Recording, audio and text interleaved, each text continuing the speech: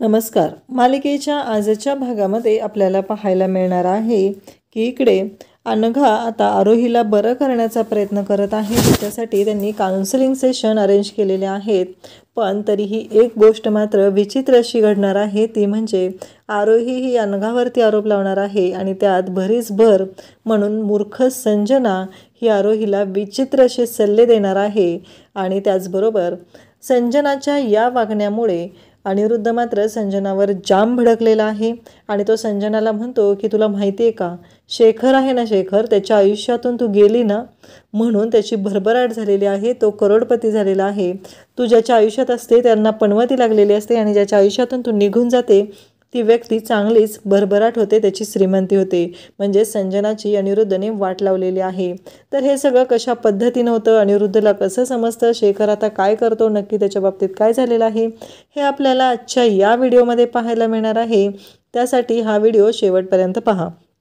इकडे आरोही हॉस्पिटलमधून आलेली असते. तेव्हा आल्या आल्या ती आजींना विचारते की आजी, बाळ कसं आहे माझं, बरं आहे ना, त्रास नाही ना दिला तुम्हाला.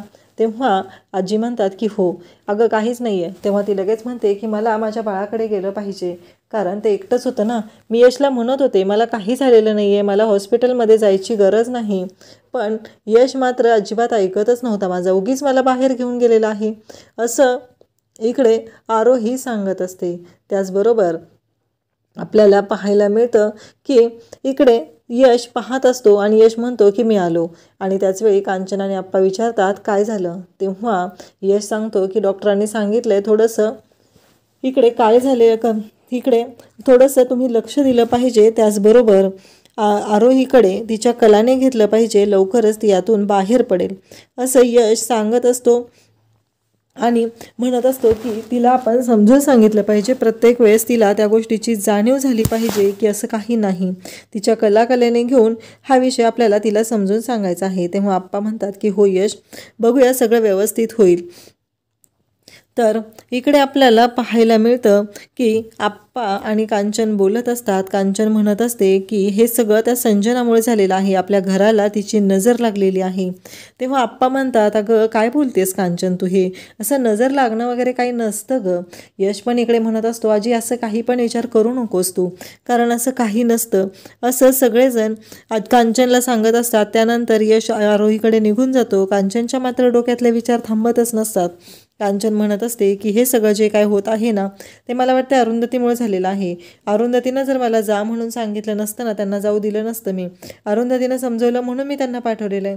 आप्पा म्हणतात की कांचन एक गोष्ट लक्षात घे, तुला कोणाला नाही कोणाला दोष द्यायचाच आहे, कोणाच्या नाही कोणाच्या माथ्यावरती खापर फोडायचंच आहे, त्यामुळं तुझं हे सगळं असं चाललेलं असतं. तेव्हा कांचन म्हणते मी काय चुकीचं बोललेले सांगा बरं तुम्ही, कारण जे काय खरं आहे तेच मी बोलत आहे ना असं आप्पांना कांचन सांगत असते. आप्पा म्हणतात कांचन बाद झालं, ज्या गोष्टी घडणार होत्या त्या घडतच असतात आणि त्या आपण कोणीच थांबवू शकत नाही, त्यामुळं असले काय तुझ्या डोक्यात जे विचार चालू आहेत ना ते बंद कर आधी, असं आप्पा स्पष्टपणे कांचनला सांगत असतात. इकडे आरोही बाळाच्या जवळ आलेली असते. पाळण्यात बाळ आहे असं तिला वाटत असतं आणि बाळाला म्हणत असते की बाळा तू बरं आहेस ना, मला ना खरंच गरज नव्हती, पण तुझ्या बाबांनी ऐकलंच नाही आहे, ते डॉक्टरांकडे घेऊन गेले होते ना, हे सगळं ती बोलत असते.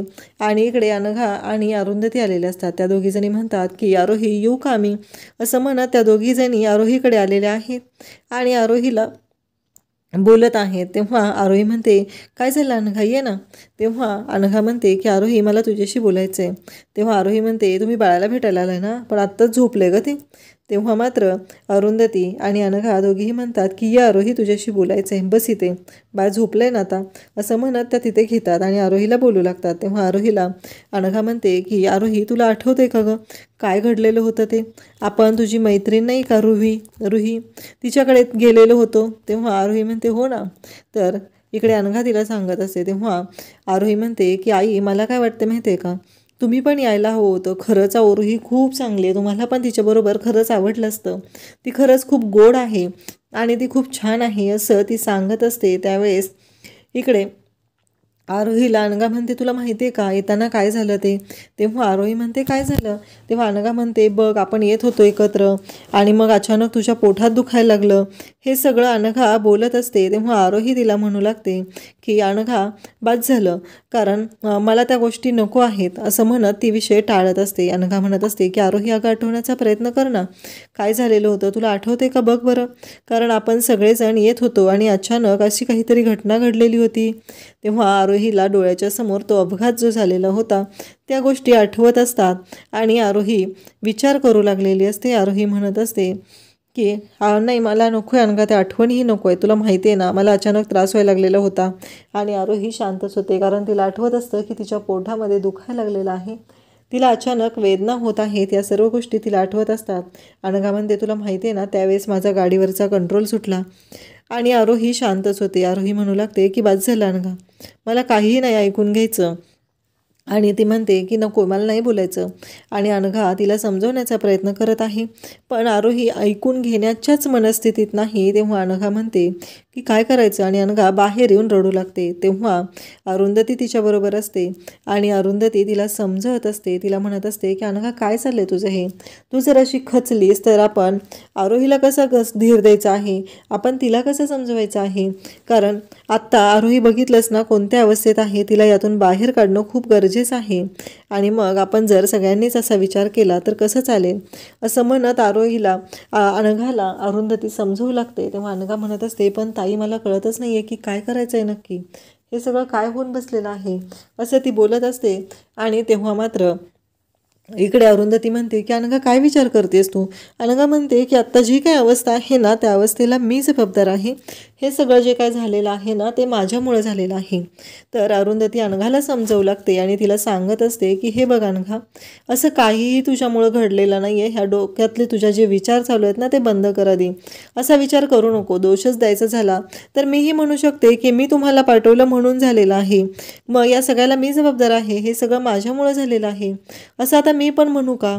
कारण विचार कर ना, जे घडणार होतं ते घडणार होतं, आपण कोणीही त्या गोष्टी थांबवू शकत नव्हतो, मग असा विचार का करतेस तू, असं म्हणत अरुंधती अनघाची समजूत घालत असते. तिला सांगत असते की असा चुकीचा विचार अजिबात करू नको. त्यानंतर आपल्याला पाहायला मिळतं की अरुंधती आणि अनघा बोलत असतात. अरुंधती म्हणते पण आरोहीला यातून बाहेर काढणं गरजेचं आहे, त्यासाठी आणखी काही गोष्टी करता येतील का हे आपल्याला बघावं लागणार आहे, आपण डॉक्टरांशी बोलूया, असे हातावर हात ठेवून उपयोग नाही आहे.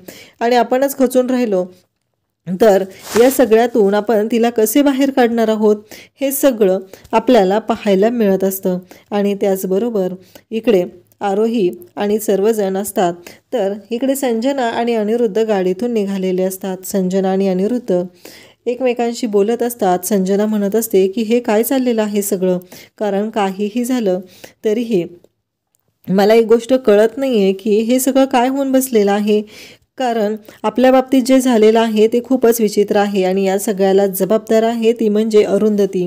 हे सगळं घडलेलं आहे ते अरुंधतीमुळे घडलेलं आहे, तिच्यामुळं आपल्यावर ही वेळ आलेली आहे आणि आज आपल्या हातात काहीही राहिलेलं नाही, हे सगळं संजना बोलत असते. तेव्हा अनिरुद्ध म्हणतो की माझ्याकडचे तर सगळे सेविंग संपलेले आहेत.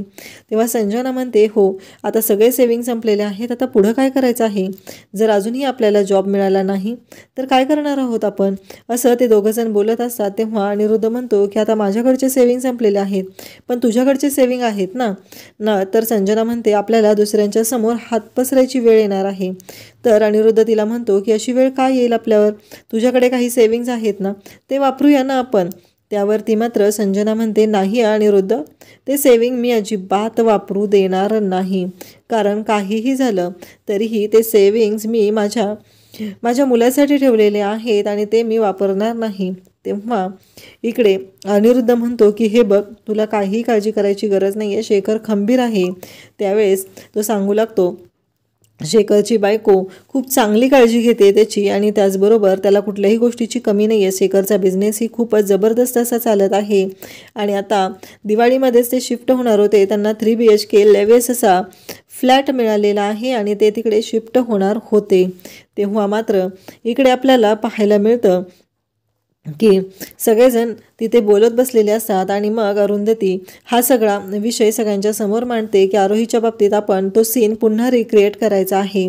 इकडे आपल्याला पाहायला मिळतं की अनिरुद्ध मात्र भयानक चिडलेला असतो आणि तो संजनाला म्हणत असतो, माहिती आहे का तुला, तू ज्याच्या आयुष्यातून निघून जाते ना त्याच्या आयुष्याची भरभराट होत आहे, बाकी दुसरं कोणाला काहीही होत नाही. तू आयुष्यात असली की आयुष्याचं वाटोळच होत आहे, एवढं लक्षात ठेव. हे सगळं अनिरुद्ध बोलत असतो आणि त्याचबरोबर त्याचं असं म्हणणं असतं की काहीही झालं तरी तू शेखरच्या आयुष्यातून निघून गेलेले आहे म्हणून शेखरचं चांगलं झालेलं आहे. त्याचबरोबर आपल्याला पाहायला मिळतं की इकडे आप्पा अरुंधती सर्वजण बोलत आहेत. अरुंधती सर्वांना सांगत आहे की आता आपण हा सीन पुन्हा रिक्रिएट करायचा आहे, अपघाताच्या ठिकाणी आरोहीला घेऊन जायचं आहे. तर अनिरुद्ध वगैरे सर्वजण तिथं आहेत आणि त्यांचं असं बोलणं आहे की नाही, असं काहीही आपण करणार नाहीत. हे सगळं बोलणं चालू असतं आणि त्याचबरोबर इकडे आपल्याला पाहायला मिळतं की सगळेजण बोलत आहेत आणि इकडे अनिरुद्ध मात्र म्हणत आहे की नाही, काहीही झालं तरीही आपण ही गोष्ट पुन्हा करायची नाही. काहीही झालं तरी आपण पुन्हा ती गोष्ट करायची नाही, कारण जर आरोहीला काही झालं तर याला जबाबदार कोण असणार आहे, हा प्रश्न अनिरुद्धने सर्वांना विचारलेला आहे. तेव्हा यश म्हणतो की त्याची जबाबदारी घ्यायला मी तयार आहे. जर आरोहीला काय झालं तर त्या सर्वासाठी मी जबाबदार असेल आणि त्या सर्व गोष्टी मी हँडल करेल, असं यशने सांगितलेलं आहे. आणि आता यशने आरोहीची जबाबदारी घेतलेली आहे.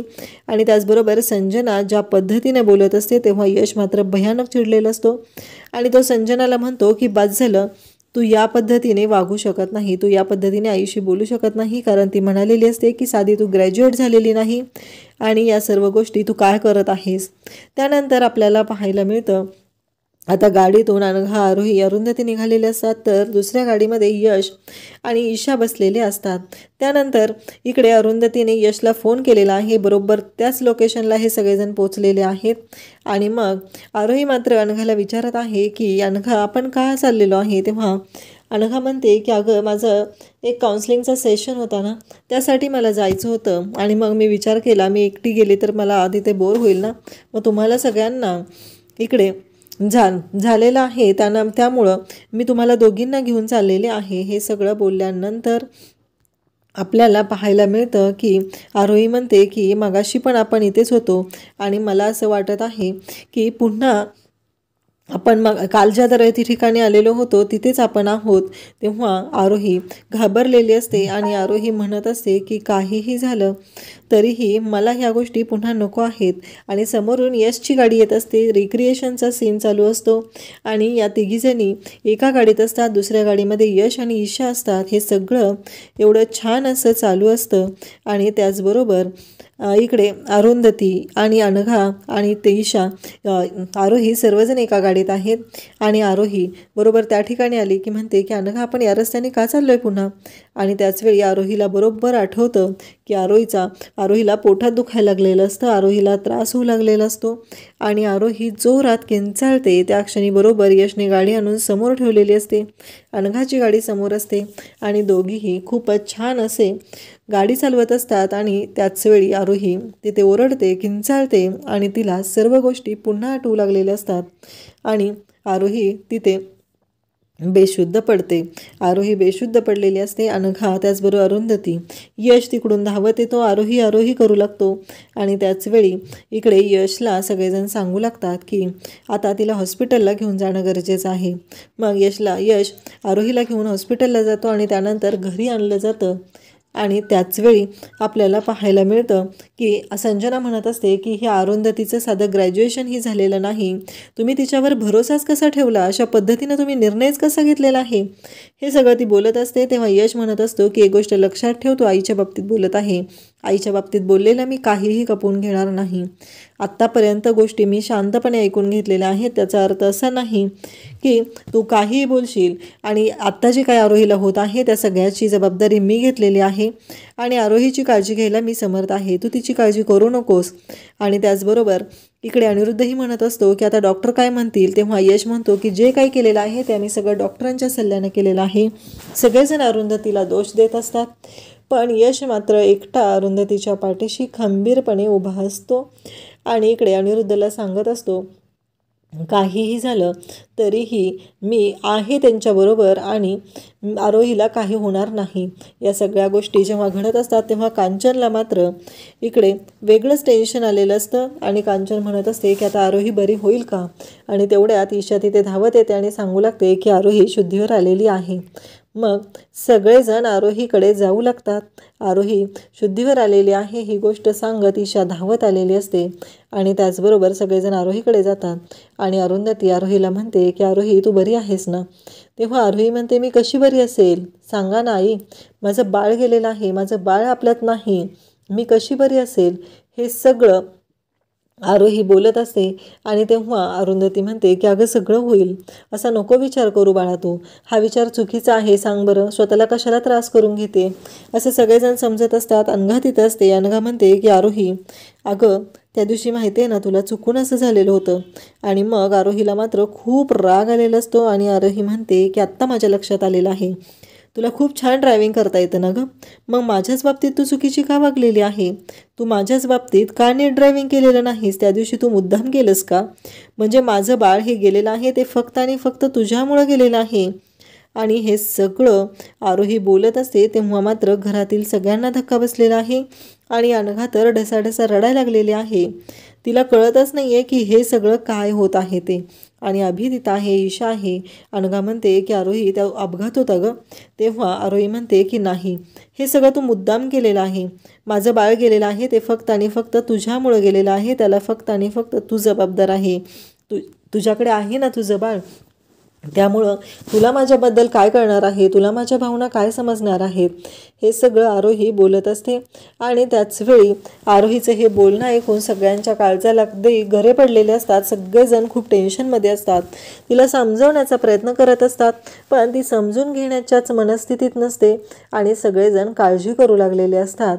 त्याचबरोबर आपल्याला पाहायला मिळतं की अनिरुद्ध तिथं उभा असतो, संजना असते आणि आता संजनाच्या हातामध्ये आयतं गोलीतच मिळालेलं असतं की जे काय घडलेलं आहे त्याच्यामुळं ती आता त्या गोष्टीचा फायदाच करून घेणार असते. इकडे संजना तिच्या रूममध्ये आलेली असते तेव्हा अनिरुद्धही तिथं असतो. अनिरुद्ध म्हणत असतो की संजना त्या दोघींचं जे काय चाललेलं आहे त्याच्यामध्ये तू अजिबात पडायचं नाही. संजना म्हणते की नाही, मी त्यांच्यामध्ये पडणारच नाही आहे, मी फक्त मजा बघत राहणार आहे, कारण आपली जी अवस्था झालेली आहे ती अरुंधतीमुळे झालेली आहे आणि या सगळ्याला फक्त आणि फक्त ती जबाबदार आहे. हे सगळं संजना बोलत असते आणि तेव्हा इकडे आरोहीन मात्र हट्टाला पेटलेली असते की माझं बाळ जे गेलेलं आहे ते अनघामुळं गेलेलं आहे. अनघा बिचारी रडत असते. तिला कळतच नसतं की या सगळ्याचे काय परिणाम होणार आहेत आणि हे कशा पद्धतीनं आपल्याला मॅनेज करावं लागणार आहे, या गोष्टी तिला समजतच नसतात. इकडे अनिरुद्ध संजनाला समजत असतो पण संजनाने आता ठरवलेलं असतं की काहीही झालं तरी याचा फायदा आपण करून घ्यायचा आहे आणि या दोघींची भांडणं लावून द्यायची आहेत. आणि संजना तोच विचार करत असते. आणि त्यानंतर संजना आरोहीकडे जाते आणि म्हणते की आरोही तुझ्यावरती अनघाचं खूप प्रेम आहे ना गं, तिला तुझ्याबद्दल खूप वाटतं ना, मग माग ना जानकीला तिच्याकडे, देईल का बघ ती जानकी तुला. कारण काही झालं तरी तिने जर तुला जानकी दिली तर समजायचं आहे की तिचं तुझ्यावर खूप प्रेम आहे, कारण आत्ता तिचं बाळ तुझ्यामुळं गेलेलं आहे ना, बघूया ती काय करते ते. हां, आता असे विचार आरोहीच्या डोक्यात संजनाने भरवलेले आहेत आणि आरोही हे अनघाला तिची जानकी मागणार आहे. आता आरोहीची समजूत यश कसा घालेल हे आपल्याला पुढे पाहायला मिळेल. थँक्यू.